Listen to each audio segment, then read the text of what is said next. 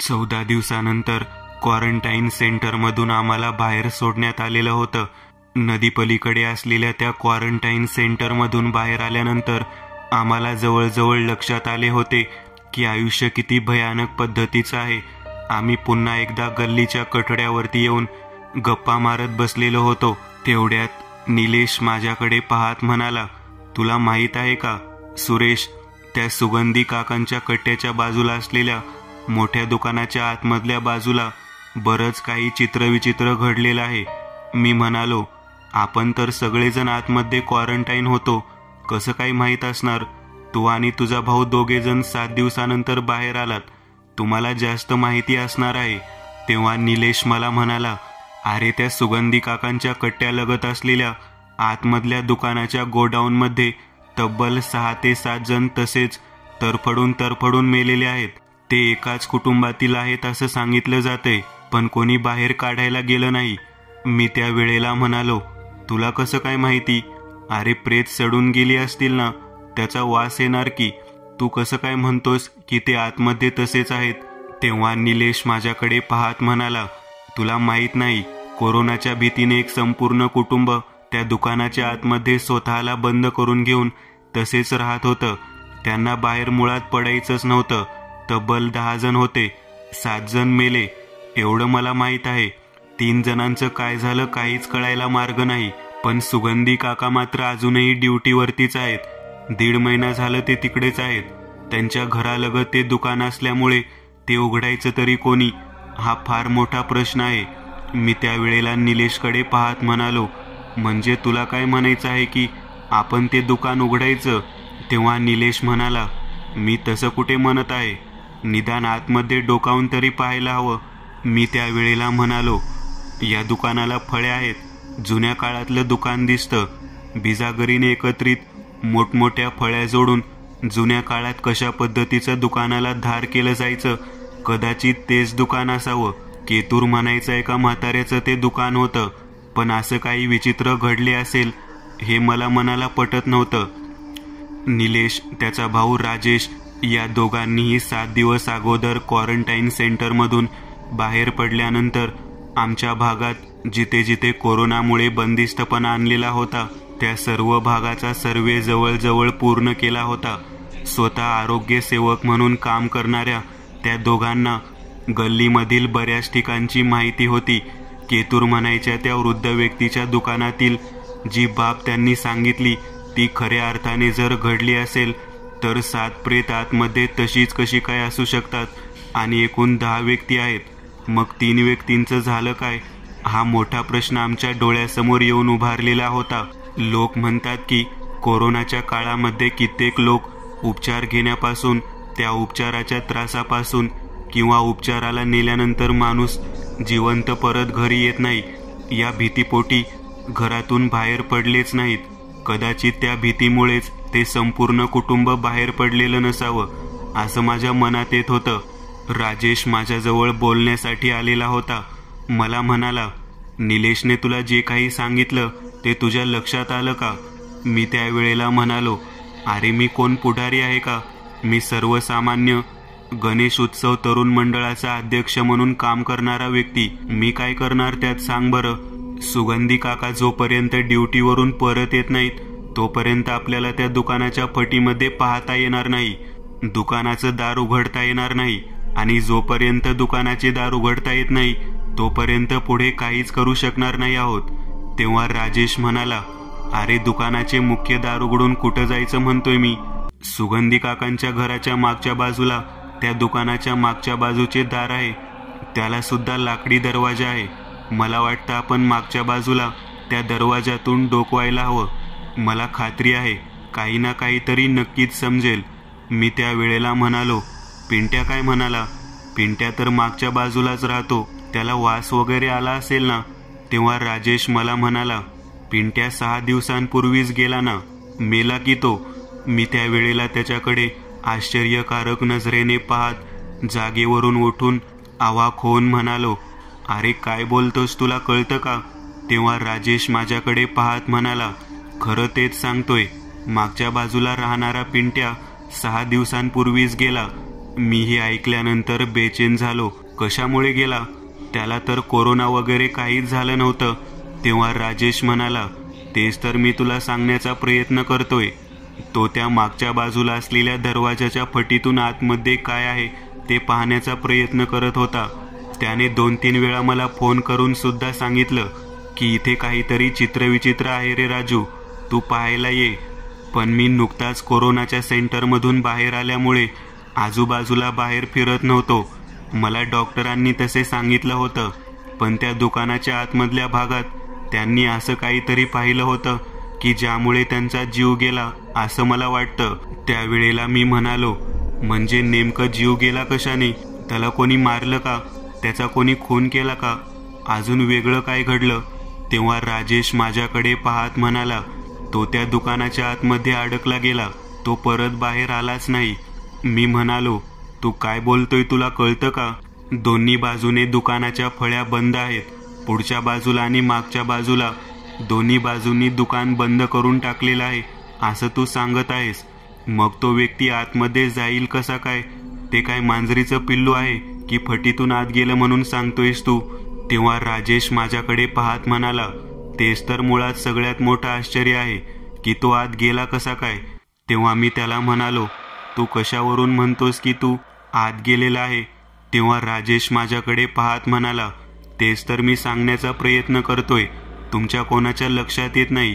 सुरेश, तू आज 14 दिवसानंतर परत आलेला आहेस. मला माहीत आहे, आल्या आल्या तुला अशा डोक्याला त्रास देण्याच्या गोष्टी सांगायला नको आहेत, पण जे घडले ते सांगायचा प्रयत्न करतो. गल्लीतील आपल्या भागातील कोणताही व्यक्ती यावरती विश्वास ठेवणार नाही, पण मला माहिती आहे तू जरूर विश्वास ठेवशील. तेव्हा मी म्हणालो, म्हणजे नेमकं काय म्हणायचे काय आहे तुला?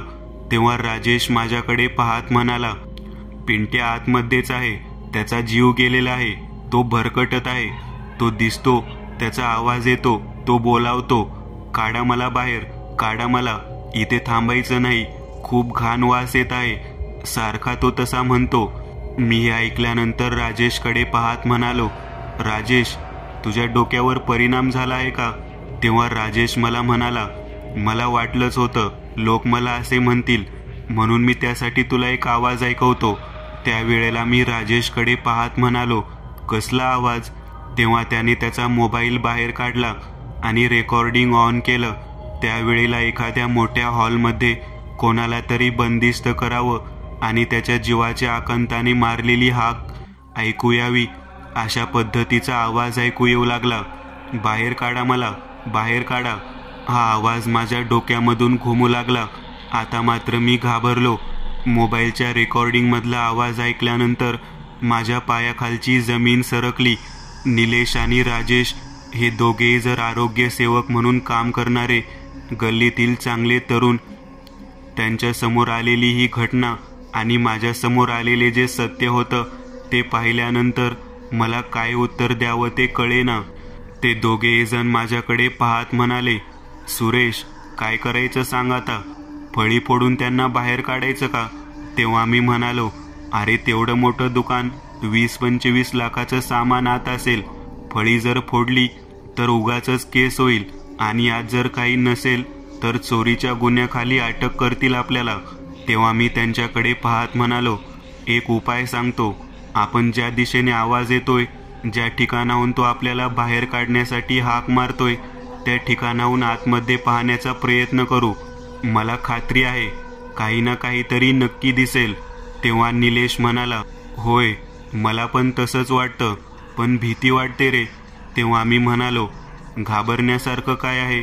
मला तर वाटतं पिंट्या मेलाच नसेल, तो आतमध्ये कोणत्या तरी विचित्र पद्धतीने अडकला असेल, असं काहीतरी रहस्य असणार आहे.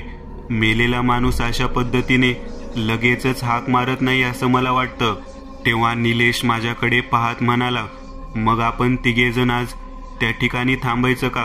तेव्हा मी म्हणालो, ठीक आहे, प्रयत्न करूया, काय समोर येतं ते पाहू. तेव्हा मदतीसाठी कोणाला तरी घ्यायला हवं हा प्रश्न राजेशने उपस्थित केला. कोणत्या व्यक्तीला, कशासाठी आणि का म्हणून मदतीला घ्यायचं? मी त्याला बोलल्यानंतर तो म्हणाला, आपण तिघेजण आहोत. मला वाटतं सुगंधी काकांचा जो कट्टा आहे त्या समोरच्या बाजूने दोघेजण थांबायला हवेत आणि दोघेजण मागच्या बाजूने थांबायला हवेत. तेव्हा मी म्हणालो, आपण तिघेजण आहोत, चौथा माणूस त्यासाठी हवा आहे तर. तेव्हा निलेश म्हणाला, होय, त्यासाठीच हवा आहे. मी निलेशकडे पाहत म्हणालो, ठीक आहे, सोमा आहे ना, सोमाला बोलावून घेतो.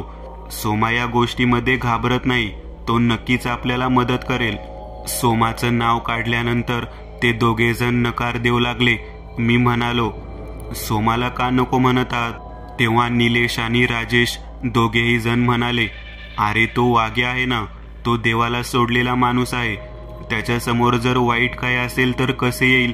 मी त्यावेळेला त्या दोघांकडे पाहत म्हणालो, म्हणजे काय म्हणायचे काय आहे? वाईट काय म्हणजे? अरे तुम्ही म्हणत आहात त्या नियमानुसार आतमधले सगळे लोक मेलेलेच आहेत ना, मग वाईट म्हणजे काय? आत्मा हा वाईट नसतो.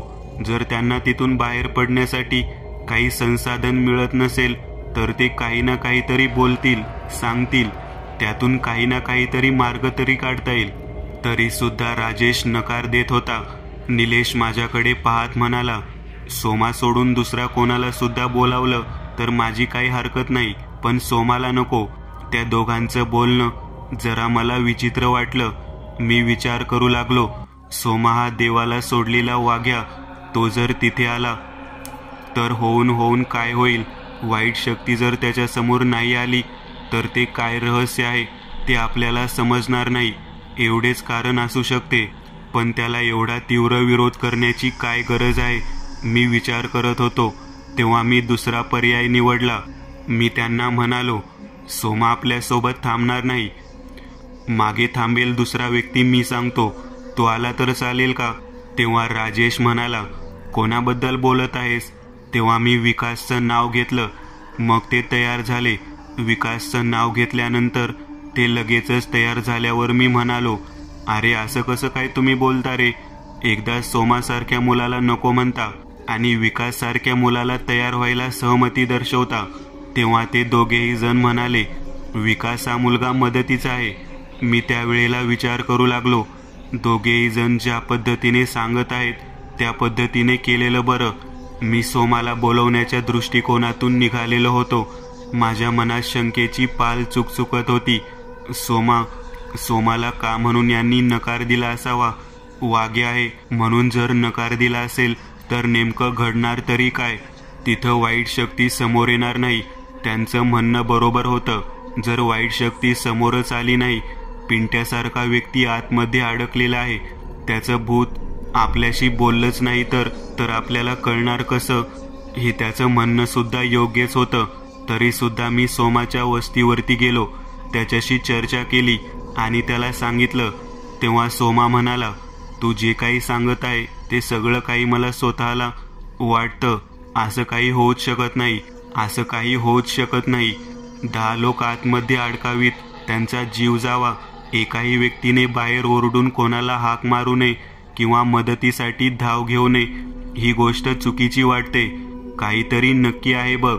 मी त्यावेळेला म्हणालो, ते 10 व्यक्तीचा विषय राहिला बाजूला, आपल्या मंडळातला पिंट्या अडकला आहे, आतमध्ये तो सुद्धा मेला आहे म्हणून सांगितलं. या दोघांनी, राजेश आणि निलेश, दोघेही जण म्हणतात की पिंट्या हात अडकून तडपून मेला. तेव्हा मला म्हणाला, मग तर पाहायलाच हवं. तू काय कर, त्या दोघांना पुढच्या बाजूला थांबायला सांग आणि तुझ्यासोबत विकास आहे असं सांगून मागच्या बाजूला तू ये. विकासला मी बाजूला ठेवतो आणि स्वतः त्या ठिकाणी उभा राहतो. मल्हारी मार्तंडचा भंडारा कपाळाला असल्यावर काही चुकीचं घडणार नाही. बघ, सगळं काही जसेच्या तसं समोर येईल. रात्र होण्याची वाट पाहत आम्ही थांबलो होतो. मी वस्तीवरून परत आलो. निलेश आणि राजेश दोघे जणू पुढे थांबले. मागच्या बाजूला जिथून फट होती त्या फटीच्या भागातून, पाण्याच्या दृष्टिकोनातून मी आणि विकास येऊन थांबलेलो होतो. मी विकासला सांगितलं, तुला केवळ अर्धा तास इथे थांबायचं आहे. अर्ध्या तासानंतर तू तुझ्या घरी निघून जा. मी आणि सोमा पुढे काय करायचं ते पाहतो. विकास त्यावेळेला आम्हाला होकार दर्शवत तेथून आमच्यासोबत थांबण्यासाठी तयार झाला. निलेश आणि राजेश दोघेही जण पुढे थांबलेले होते. सुगंधीच्या कट्ट्यावरती थांबून ते त्या दरवाजाच्या दिशेने आतमध्ये पाहण्याचा प्रयत्न करत होते. साधारण 11 वाजून गेल्यानंतर तेथे हालचालींना वेग वाढत होता. ही गोष्ट त्यांनी सांगितली होती. 11:30 वाजले तरी आज काही हालचाल दिसत नव्हत्या. मी परत फिरून पुढच्या बाजूने येऊन त्या दोघांकडे पाहत म्हणालो, कसलीच हालचाल दिसत नाही, काहीच दिसत नाही. तेव्हा ते दोघेजण म्हणाले, विकास कुठे आहे? तेव्हा मी म्हणालो, मागच्या बाजूला थांबला आहे.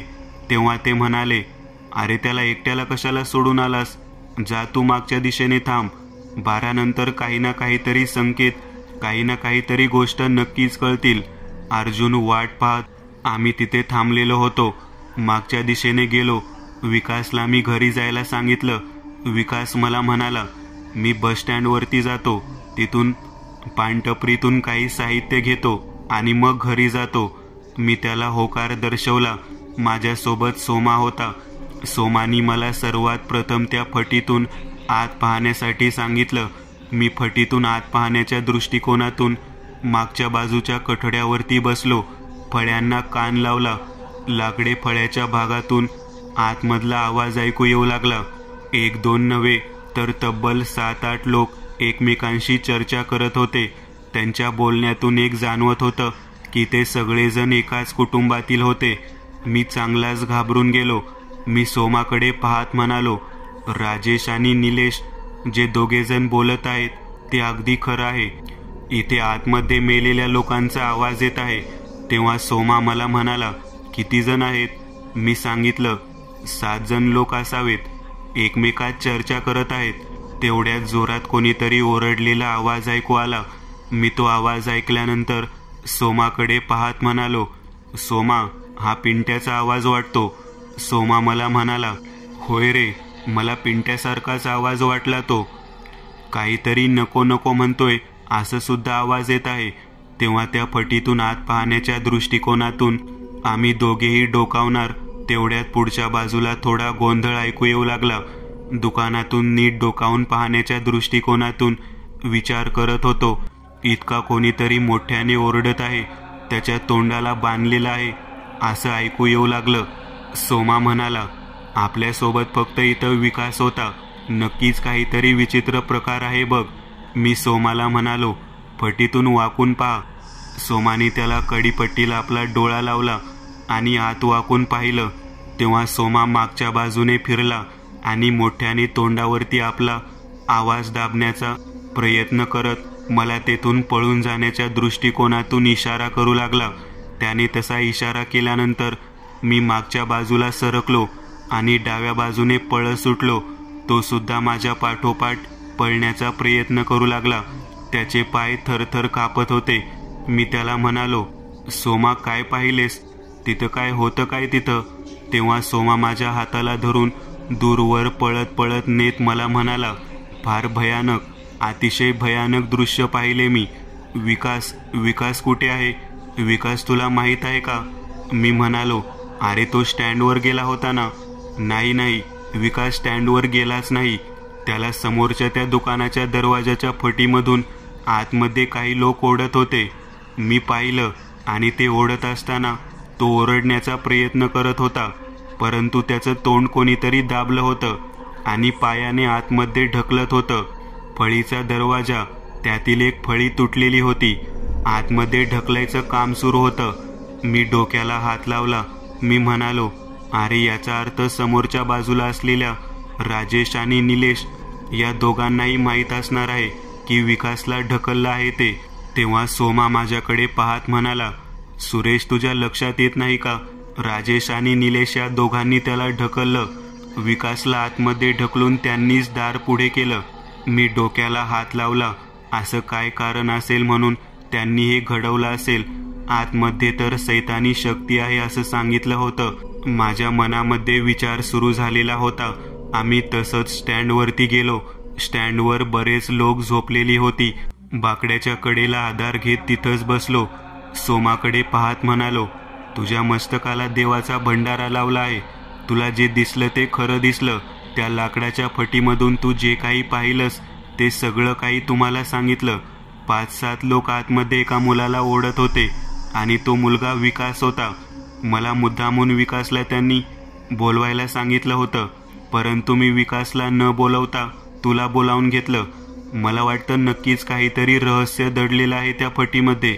तेव्हा थोड्या वेळानंतर आम्ही दोघेही जण त्या ठिकाणी जायचं ठरवलं. जे काय असेल ते आपण सगळेच्या सगळे निलेशला विचारायचे, राजेशला विचारायचं. म्हणून आम्ही दोघेही जण त्या दिशेने गेलो.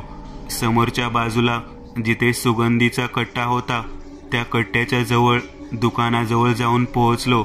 नीट उभारलो. आतमध्ये पाहणार तोच आमच्या दोघांच्या मानगोटीला गच्च धरून मागच्या बाजूला कोणीतरी ओढलं. फरफटत ओढत मागच्या बाजूला नेलं. ते 2 व्यक्ती होते, मी आणि सोमा दोघेही जण.